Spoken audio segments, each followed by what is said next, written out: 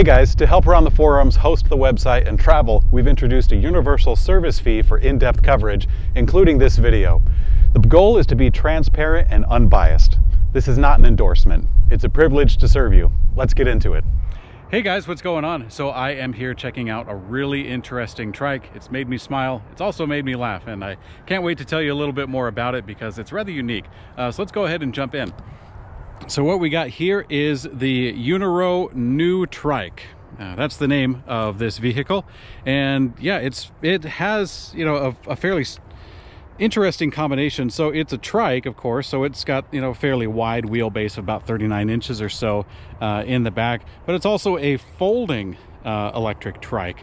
So it's got a motor up in the front wheel, little basket in the front, big basket in the back, and also this breakaway point right here with a latch so it can fold. But as you can tell from the size of the vehicle in general, it doesn't fold all that small, in all honesty. It just kind of changes shape a little bit. The handlebars do come down and the seat can come off, so you get a little bit of height out of that, which is the most useful part of it. But then it kind of folds into a more of a it's kind of a smaller shape, not too much, but it's enough to kind of fit into either a really large trunk like a Cadillac, or perhaps in the back of a Suburban, but then again you got to lift it up kind of high. But it actually would kind of be good for an RV, so long as you got a big enough door to get through the wheelbase there. So let's go ahead and talk about the back end, because that's where all the magic is. That's where there's a lot of stuff going on. So we'll start with the tire. Well, tires, all three are the same. It's a 20-inch by 3. So it's a 20-inch diameter on the wheel, a 3-inch width on the tire, but the height of the sidewall brings it up quite a bit. So it's actually more like a 24 almost. No, not quite a 24, maybe like a 23 or so, if such a size exists. From end to end, from rubber to rubber.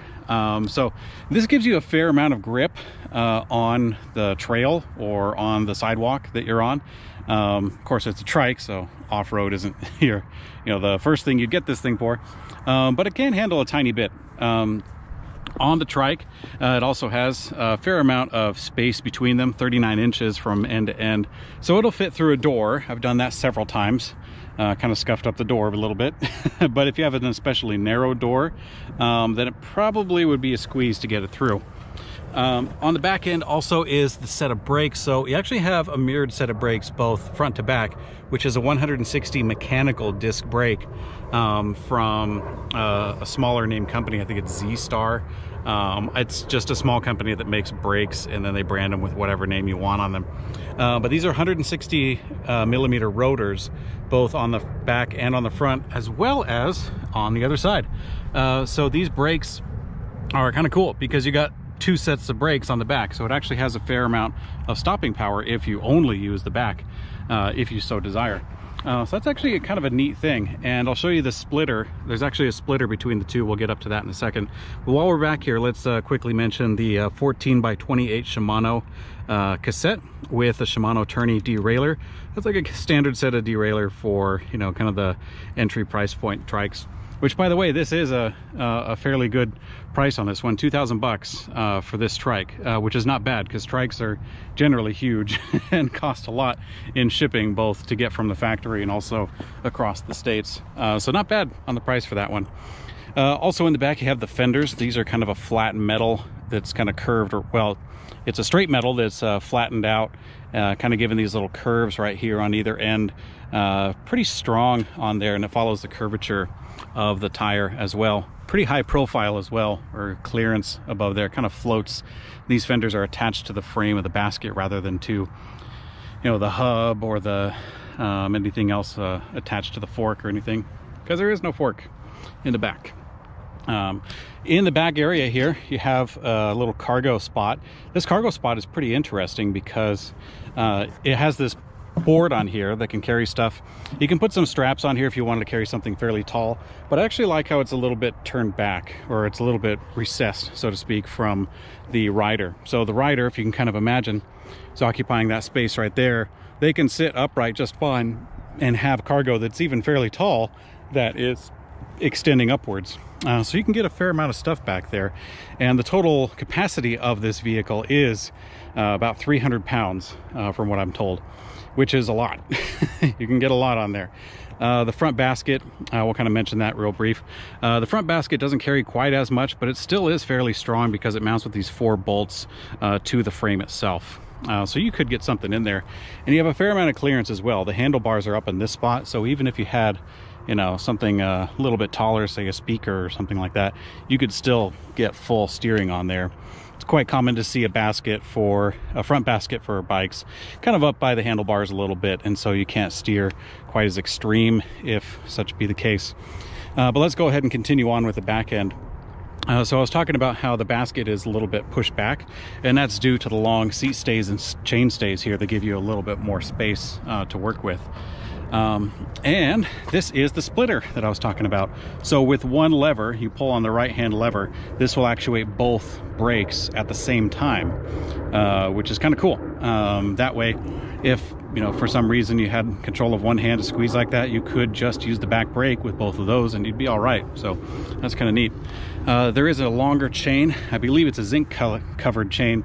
It's a little bit longer to accommodate the longer set of metal here on the seat stay and chain stay. That's coming up to the 44 tooth chain ring up in the front, which gives you a pretty good ratio for tension. Of course, a 170 millimeter crank, square taper, no surprises there. On the pedals, these are a plastic folding pedal, which I thought was a rather interesting choice. So the pedal does kind of have like this metal center, and then the bridge is all plastic. You pull on this little latch, and then that will allow you to fold the pedal one way or the other. And then of course you pull the latch back again to get it back into position. So I thought this was rather interesting because if you look at the profile of the bike, a lot of times when you see a folding pedal, it's because you want to save just a couple of inches on either side of the bike. And that's really cool when you got a folding bike, and this is a folding trike. But when you do that, you save yourself, you know, an inch and a half or so right there, but you still got the entire width of the back end. So it doesn't save you a whole lot if you want to store this into a tight area, but it does help if you're pushing this around. I learned that while pushing it around the shop, that if you loosen up the pedals like this and fold them up, you can walk alongside the trike pretty easy. So it does help there, even if it doesn't lower the overall profile at all of the trike. It does help in that way. But they're kind of neat, you know, they work just fine. That's one thing about folding pedals that's a little bit different, or a little bit different from my expectation. I thought they were going to feel real cheap and chintzy, but they actually feel fine. They feel good. So one thing I do like about this trike is the seat. The seat has a pretty wide profile, about 8 inches or so on the footprint, and it has a fair amount of gel on the top, so it's pretty darn comfy. There's springs on the bottom there, so this seat is really good for sitting down and using the throttle. So good choice there. It is on a solid seat post. You could soften that up if you wanted to get a suspension seat post. It's a 27.2 diameter if you wanted to go that route. So moving along, we'll get to the battery when we cover the electric system. On the step-through portion, this is pretty darn low. I mean, this has got to be somewhere around 20 inches. We have the full measurements and specifications on electricbikereview.com, where you can see the full write-up for this bike, by the way. But this is and we have this measurement too, down to the inch, or quarter of an inch actually.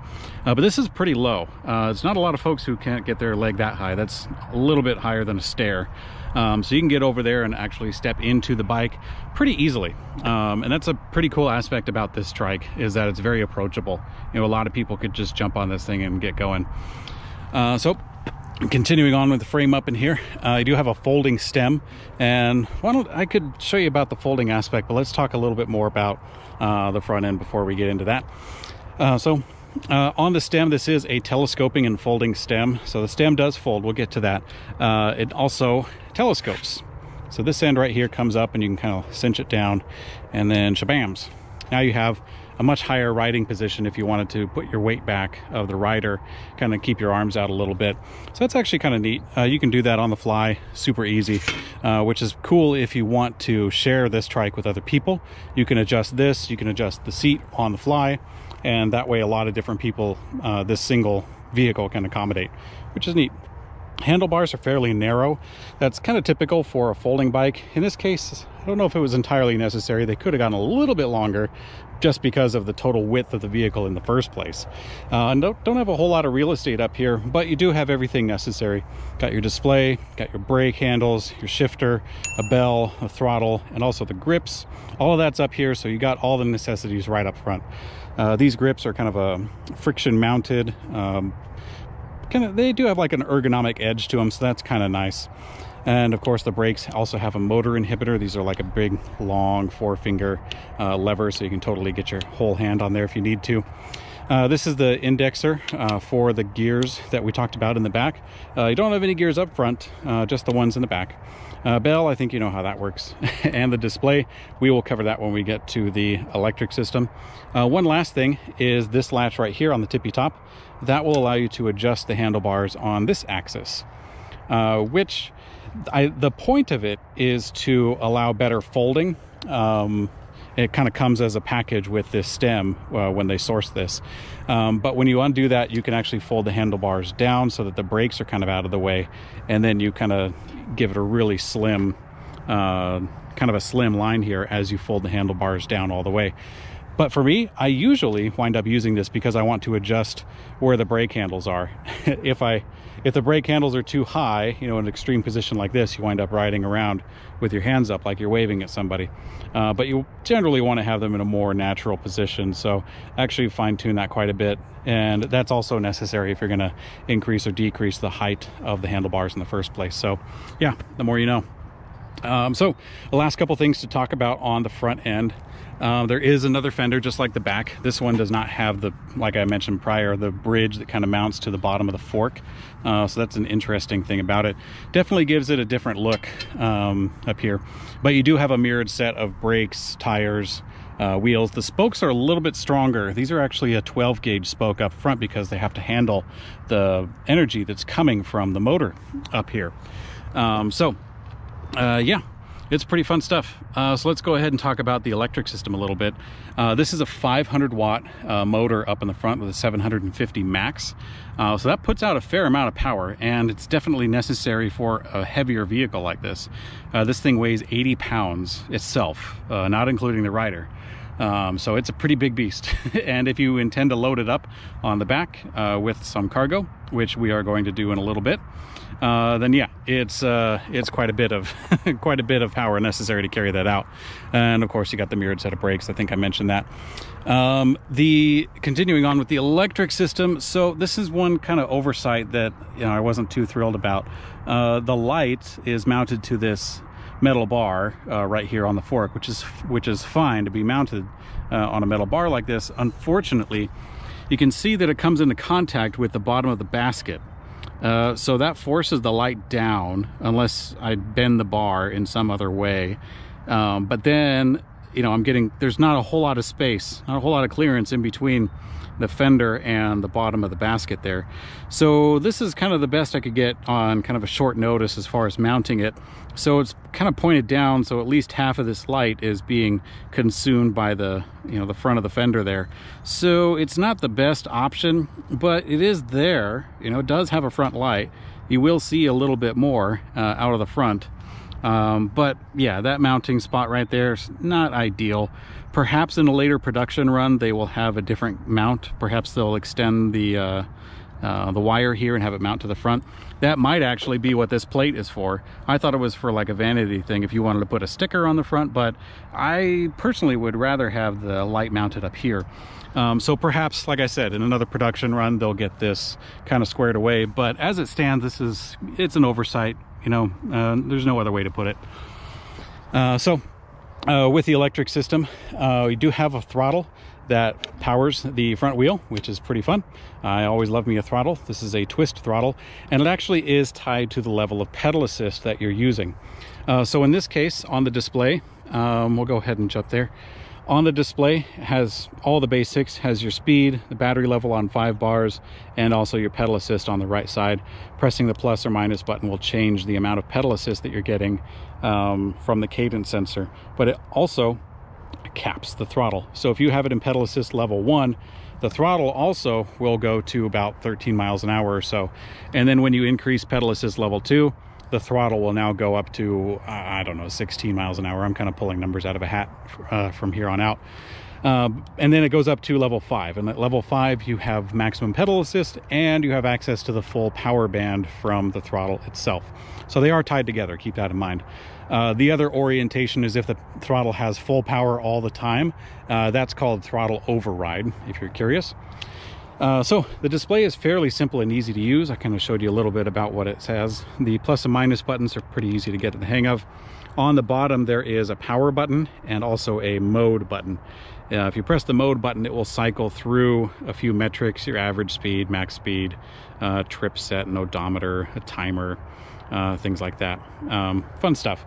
And the power button, of course, if you press and hold that, it'll turn it on or off. If you press and hold the plus button, that will actually turn on the lights. So it turns on that front light that I told you is kind of obstructed.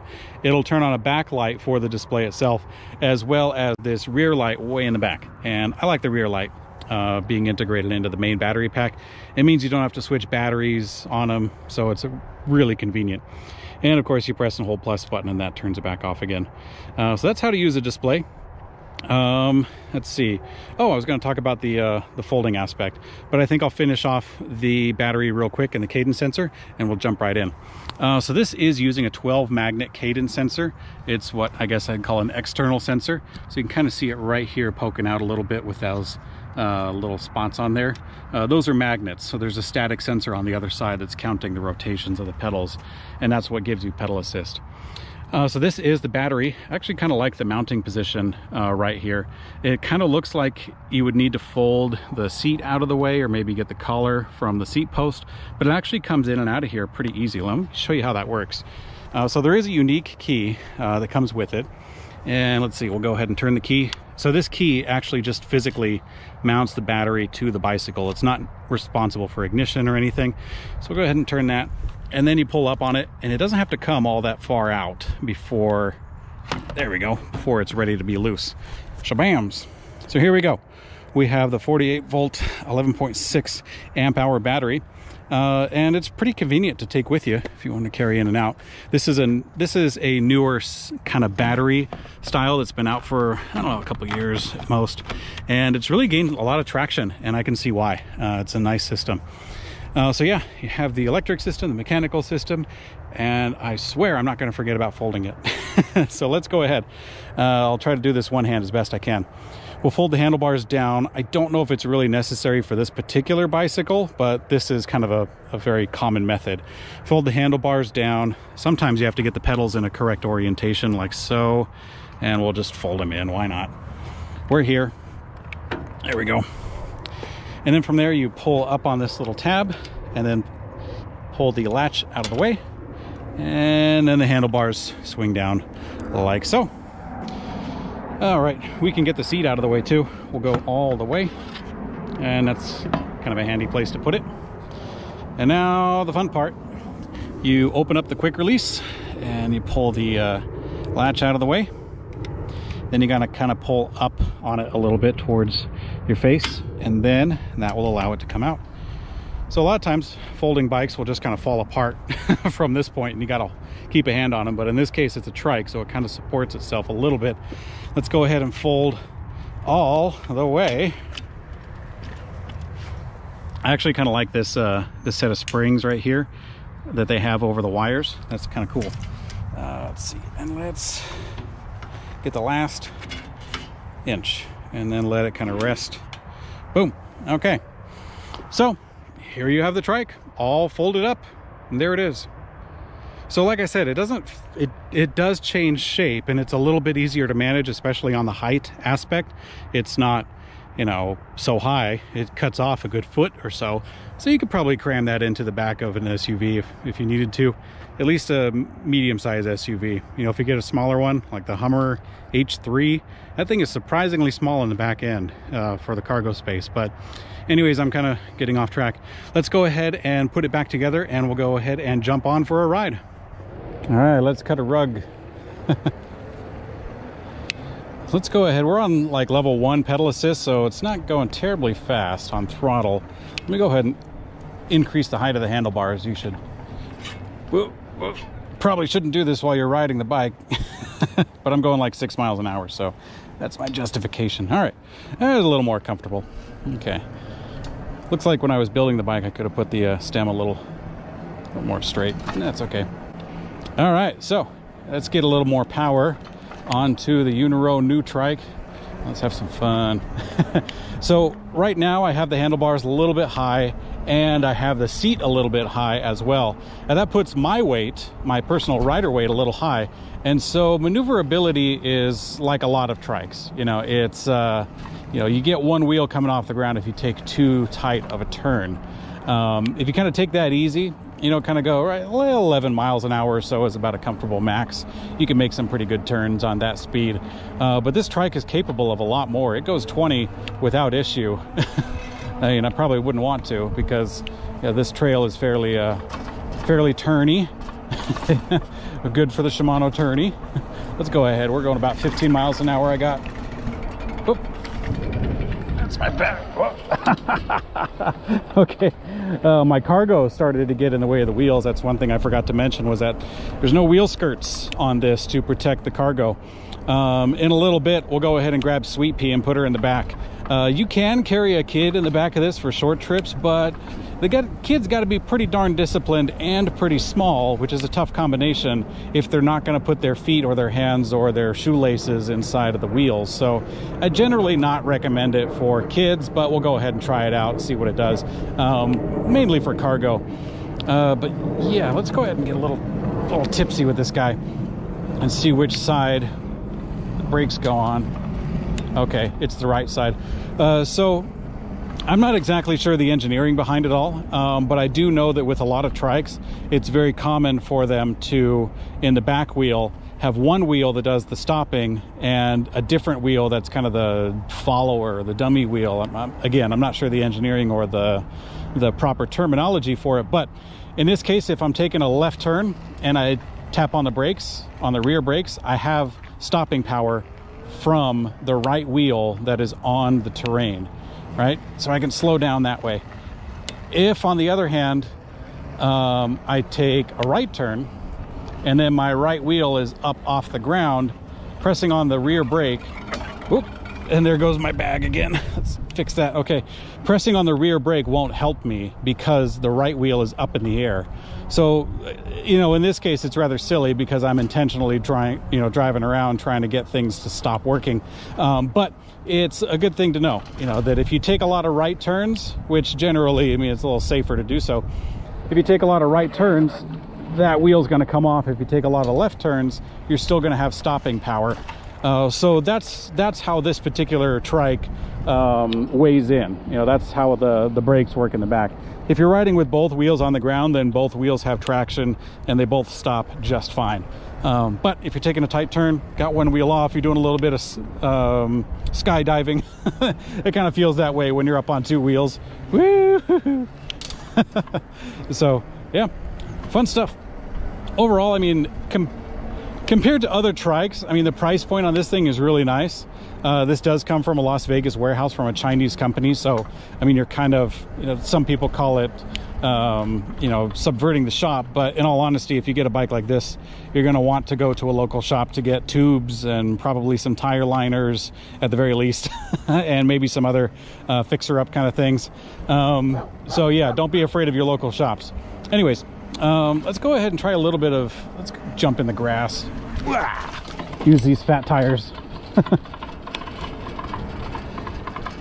So pedal assist is pretty standard, you know, a 12 magnet cadence sensor. If you've ridden electric bikes, it's very common. It has a very low impact kind of feeling when you're pedaling. You pedal along and you don't need to keep tension on the gears. You'll notice I haven't even changed gears at all, but that still powers the bike. Let's go ahead and jump up this hill and see what we got. All right, here we go. Approaching the hill. We're at about 5 miles an hour or so. Let's go ahead. Yeah, we can do it. I'm pedaling along, but it can do it. I'm spinning out. Let's get to the dry stuff. All right, not bad, not bad. So I actually rode the other EUNORAU bike, the EFAT MN, which is like a fat tire folding bicycle with 2 wheels, and that one just jumped up the hill. You know, I couldn't stop it. No, of course I could. I had control, but it was quite capable. This guy, the Trike, is substantially heavier, and you also have the motor power up in the front wheel, so it's not as capable for climbing a steep, loose terrain. But in all honesty, that's not going to be all that common with a Trike like this. Somebody who gets this Trike is probably going to want it for fairly low speed, kind of cruising around the neighborhood, maybe get some groceries, a small Costco run or so. So yeah, let's go ahead and get back down to the park. Let's go pick up Sweet Pea, go for a ride, and finish this up.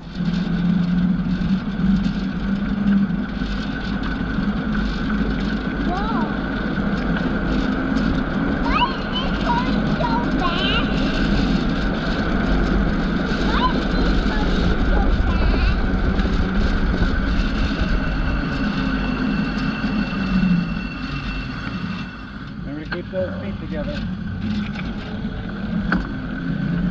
Why is this going fast,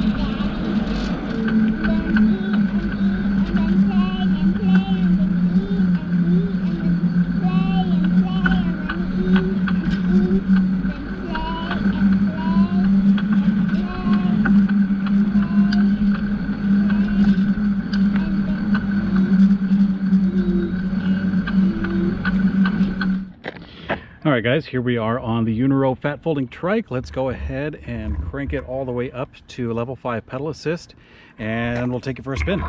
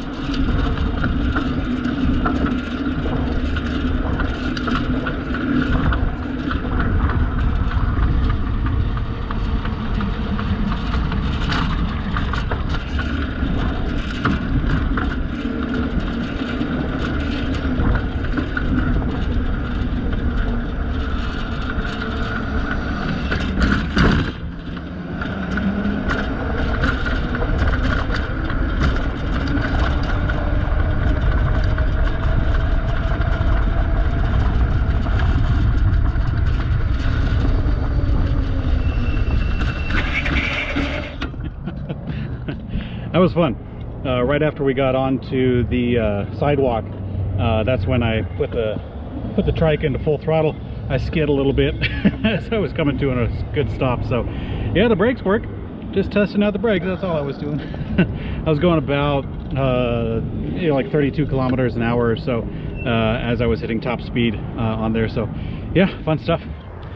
Okay guys, thanks for checking out the EUNORAU new Trike with me. It's been a lot of fun, a very fun experience. So yeah, if you'd like, you can check out the full review for this Trike along with a lot of other Trikes and bicycles from EUNORAU and plenty of other brands as well. If you go to electricbikereview.com, there you can also participate in the forums if you'd like to ask a question or participate in the community, or if you'd like to recommend a bike that we try out. So thanks for watching, guys. Ride safe.